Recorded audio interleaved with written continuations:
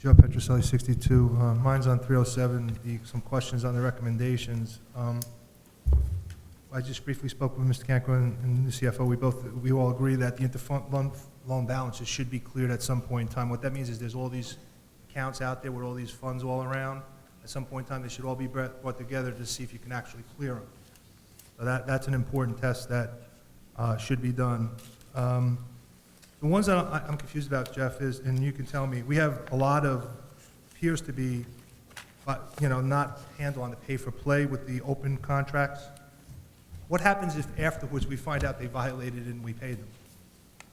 Well, I know that James has been working on that issue, and I know that I'm not trying to punt to you, but I know that we actually, after the fact, corrected those deficiencies when we found out about them. Because my concern is it says multiple. Well, I think there was a few, I would say, okay, but it says multiple. There were three. There were actually three. Also, you have township reviewing policies and procedures on awarding professional service contracts to assure that they require disclosure, registration documents on hand. And how are we awarding contracts to professionals if we don't have all the documents on hand? Well, Council Vice President, I can tell you that we have and intend to have more discussions with purchasing about tightening up the procedures here and making sure that before contracts are awarded that they are in full compliance with the law.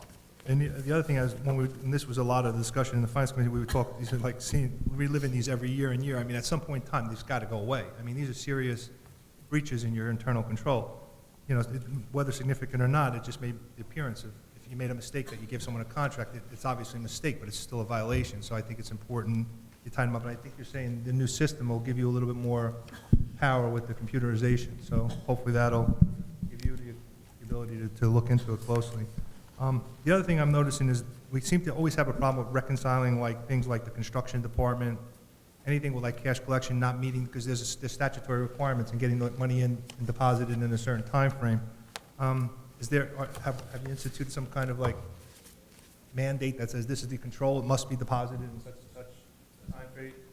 Council Vice President, may I just respond in general to some of Mr. Petrucelli's comments? Sure. It's unfortunate you weren't here Monday night because Mr. Morrison spent about 45 minutes going over the highlights of the report.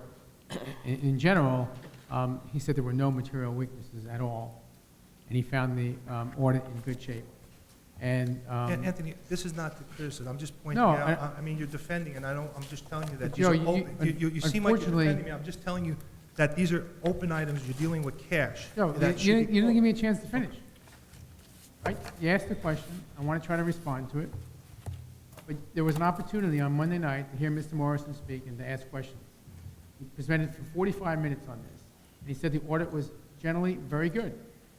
And considering the amount of time the administration's been in transition, that the findings were minimal. With